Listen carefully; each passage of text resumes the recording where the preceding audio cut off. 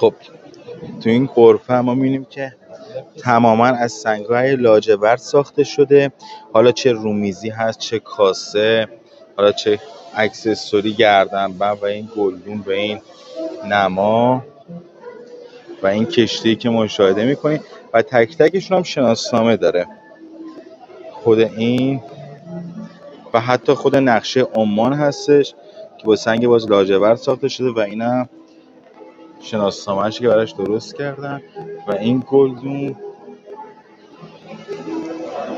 کلا خیلی کشورشون رو دوست دارن و هر قسمتی یا هر جایی که میری حالا یا عکسی از سلطان هستش یا نمادی از کشور هست، حالا به هر شکلی هستش.